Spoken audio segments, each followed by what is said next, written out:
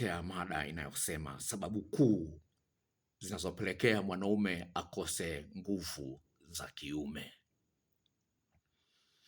Tatizo la nguvu za kiume limekuwa kubwa sana, na watu wanaotangaza dawa za nguvu za kiume wamekuwa wengi, na wengi wao ni matapeli.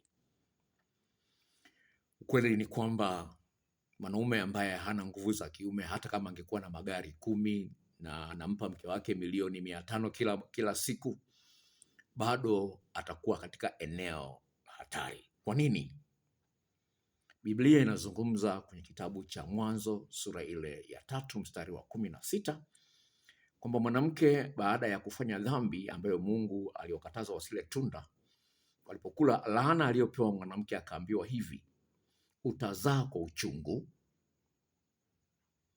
na hamu yako itakuwa kwa mumeo na mume wako atakutawala. Hiyo ni Mwanzo sura ya 3 mstari wa 16. Kwa hiyo Mungu aliyempa laana mwanamke akamwambia kwamba utazaa kwa uchungu na hamu yako itakuwa kwa mwanaume na mwanaume atakutawala. Kwa maneno mengine kwamba mwanaume ambaye hawezi akatimiza hamu ya mke wake anajitengenezea matatizo, atadharauliwa, hawezi kumtawala huyu mwanamke. Kitabu cha Wimbo Ulio Bora katika Biblia sura ya 8 mstari wa 7 inaonyesha wazi kwamba mwanaume ambaye ameshindwa kumpa mapenzi ya kutosha mke wake ni wa kudharauliwa kabisa. Hiyo ni Wimbo Ulio Bora sura ya 8 mstari wa 7. Sasa tafiti za kisayansi zinaonyesha kwamba 67% ya wanawake wanadanganya wanaume kwamba wamefika kileleni, kumbe hawajafika. Tafiti hii ambayo imefanyika mataifa zaidi ya 18 ulimwenguni imerudiwa na kurudiwa katika maeneo mbalimbali, na bado kuonekana takwimu zinaonyesha wazi kwamba asilimia sio chini ya 67 ya wanawake wanadanganya wanaume kwamba wamefika kileleni na kumbe hawajafika kileleni. Inatisha.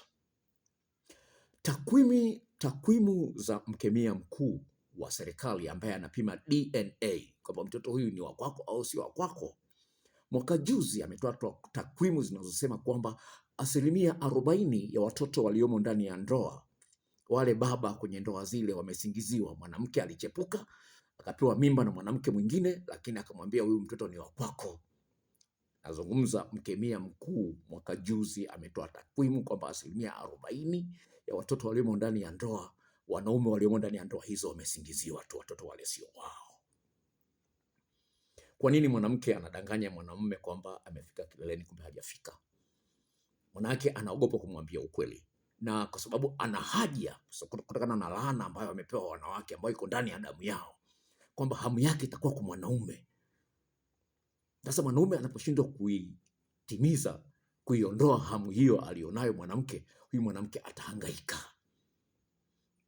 atahangaika sana, na akihangaika ndio huko sasa kuchepuka kunaingia ndani, anaenda kuzaa na mwanaume tofauti na yule aliyemuoa.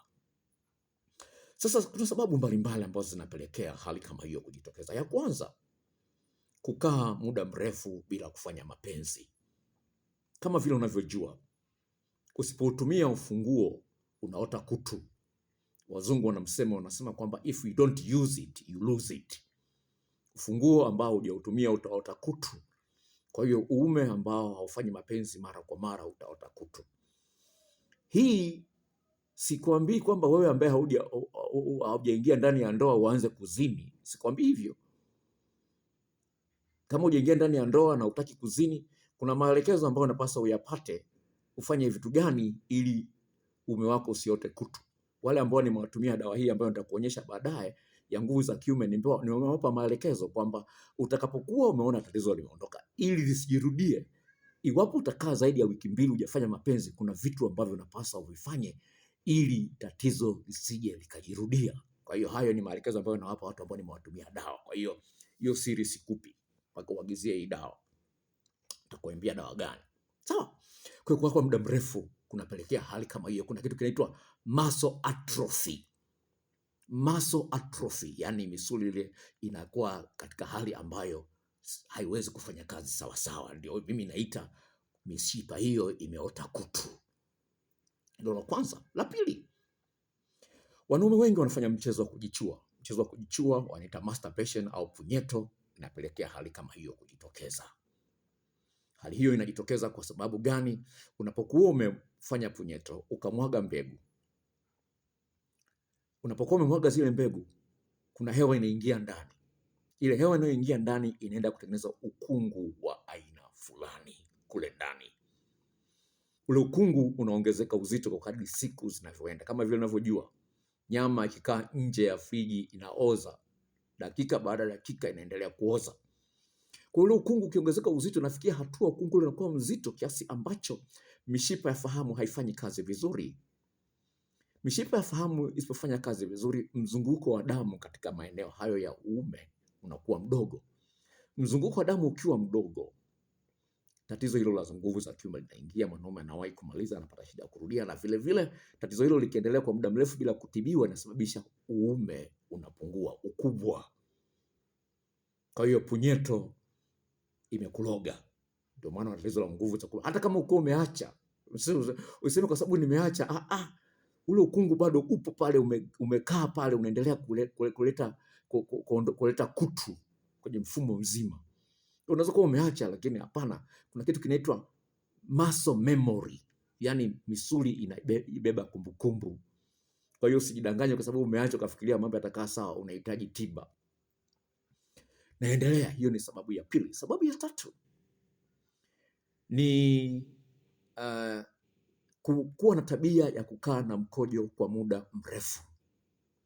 Tabia ya kukaa na mkojo kwa muda mrefu inapelekea mwanaume apate tatizo hilo la nguvu za kiume. Sasa hii nazungumza sayansi, sizungumzi hadithi za paka na panya, ni tafiti ambazo zimethibitisha hilo. Kuwa na tabia ya kukaa na mkojo kwa muda mrefu ni mbaya. Ya nne ambayo inapelekea mwanaume awe na tatizo la nguvu za kiume ni pale ambapo anapata tatizo ambalo linamsababisha alazimishe haja kubwa. Hii nina ushahidi. Huyu kaka alikuwa na tatizo la nguvu za kiume, katumia kila aina ya dawa, tatizo lile halijaondoka. Sasa mke wake ambaye ni mrembo, nitakwambia kwa nini nimemuona mke wake, nitakueleza. Akaanza kuwasimulia marafiki zake kwamba mume wangu ana tatizo la nguvu za kiume. Sasa dada mmoja akamwambia hivi, kama mume wako ana tatizo la nguvu za kiume, umeshamuona Dr. Mwaipopo?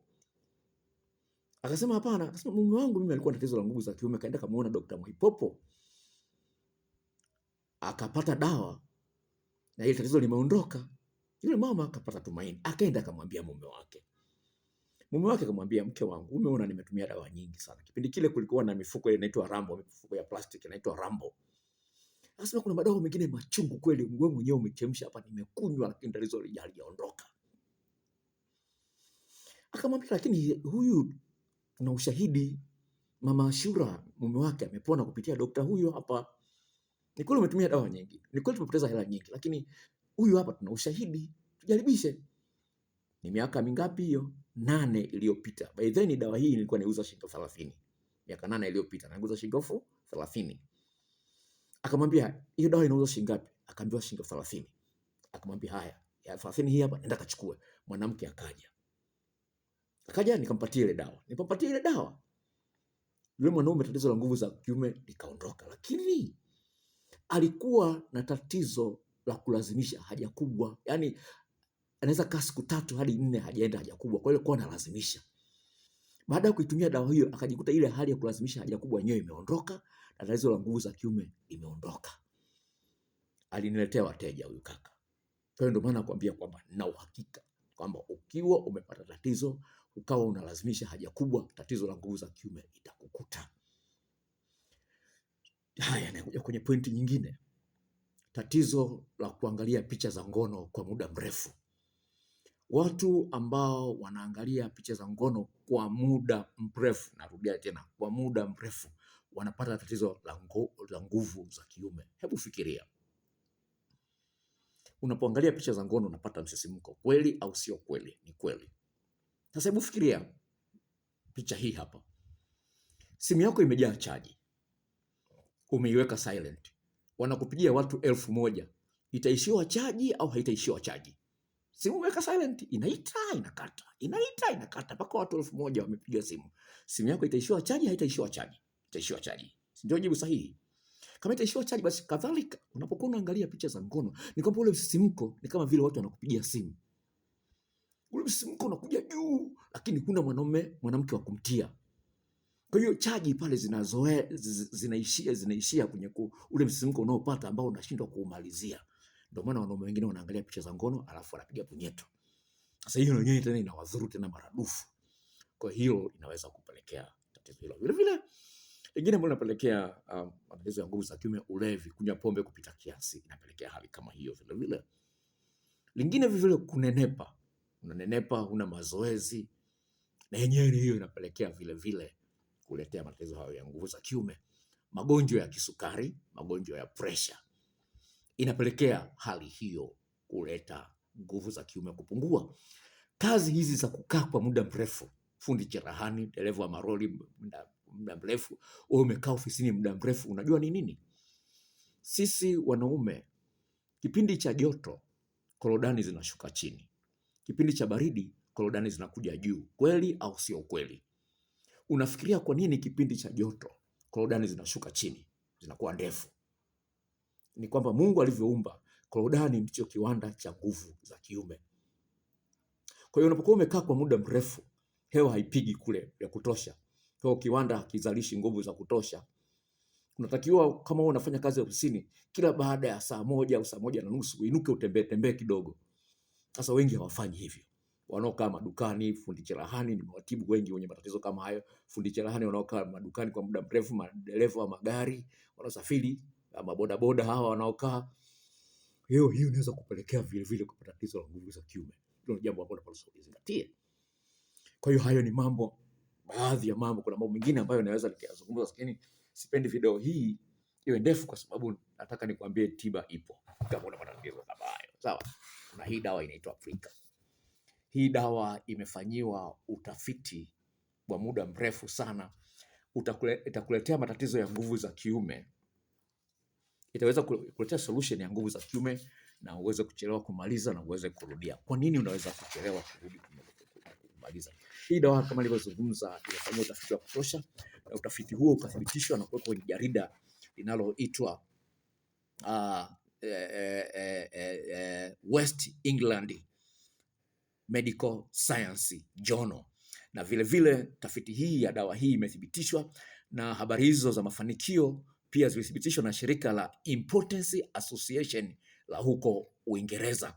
Na aliyefanya utafiti huo mkubwa aliongoza ni Professor Grace Dorey, ndio ambaye aliongoza utafiti wa dawa hii, na akasema maneno haya: kwetu sisi ilikuwa ni jambo la kushangaza kabisa, kwani wanaume waliweza kuwa na nguvu zaidi za kiume na pia kuweza kusimamisha uume wao kwa muda mrefu. Taasisi ya afya ya taifa ya Uingereza inaitwa National Institute of Health of United Kingdom inasema kwamba matatizo ya nguvu za kiume na kuwahi kumaliza husababisha wanaume wapate matatizo ya akili na kukosa hali ya kujiamini au kujiheshimu, na mambo hayo huchangia mtu apate shida kuboresha au kudumisha mahusiano yenye furaha. Sasa dawa hii itakuletea matokeo ndani ya wiki 2. Imetokana na mimea, ni mchanganyiko wa mimea aina mbalimbali. Matokeo utayaona ndani ya wiki 2, lakini itapasa uitumie kwa muda wa 1.5 mwezi kufanya mabadiliko yawe ya kudumu. Haikuzuii kufanya tendo la ndoa au kunywa pombe, lakini inapasa uitumie kwa muda huo ili uweze kuliondoa tatizo hilo moja kwa moja. Sasa nikuonyeshe mchoro huu hapa, unakuonyesha wale ambao wameagizia dawa hii wanakutana na mchoro huu. Hii dawa inakuja na maelekezo kwenye karatasi hii ambayo iko mbele yako hapa. Huu ni mchoro wa uume. Huu ni uume wako. Sawa? Msuli huu uliojikunja kama bakora unahusiana na tatizo la kuwahi kumaliza. Unajua kwenye baiskeli kuna valve unajaza, au kwenye tairi ya gari unajaza, kuna valve ina control upepo usitoke, inabana. Sawa? Sasa msuli huu hapa ndio kama valve. Sehemu hilo jikunja hii. Unaona hii sehemu, unaona? Angalia hapa. Sehemu hilo jikunja hii kama bakora hapa. Ikijaa damu vizuri inavimba. Inaubana huu msuli wa juu, unachelewa kumaliza. Sawa? Ikiubana huu inakuwa kama vile valve, haiwezi katoa, unachelewa kumaliza. Huu msuli wa juu hapa unahusiana na nguvu za kiume na hamu ya tendo la ndoa. Napozungumzia nguvu za kiume ni uume kusimama ukakaza vizuri kabisa. Napozungumzia hamu ni hamu yenyewe na urahisi wa kusababisha kwa haraka, mara ya kwanza, mara ya pili, ya tatu au ya nne. Kwa hiyo hii dawa inakwenda kudili na misuli hiyo. Kwa hiyo inaondoa tatizo la nguvu za kiume na uume unakaza vizuri, unasimama kwa muda mrefu. Alafu vile vile inasababisha uchelewe kumaliza na uweze kurudia tendo la ndoa kwa urahisi. Kwa hiyo hii dawa ya Pika itakusaidia. Gharama yake ni shilingi 65,000. Kama nilivyozungumza, matokeo unayoona ndani ya wiki 2, lakini utaitumia kwa muda wa mwezi na nusu kufanya mabadiliko ya kudumu. Utakapoona tatizo limeondoka, ili sijirudie, napaswa uepuke mambo hayo ambayo nimeyazungumza. Sawa, mambo hayo nimeyazungumza karibu 7. Kwa hiyo ni jambo la msingi. Unaweza kuagizia na kuwekea namba zangu za simu hapo chini, na wale ambao wanaagizia dawa hii vile vile nawapa ofa, na wawekea ofa. Karatasi ya maelekezo inaambatana, inakuja pamoja na dawa hii. Karatasi ya maelekezo inakuja na dawa, lakini vile na kuongezea na ofa ya jarida la maeneo ya kumshika mwanamke ili afike kileleni haraka. Maeneo 17 ya kumshika mwanamke ili afike kileleni haraka. Hiyo nakuwekea kama ofa kwa sababu umeniamini ukanitumia pesa yako, na wewe nakupongeza kwa kupa ofa ya jarida lile la maeneo 17 ya kumshika mwanamke ili afike kileleni haraka. Agizia dawa hii uweze kupata kuliondoa tatizo hilo na heshima yako irudi pale pale. Asante kwa kuangalia channel hii na Mungu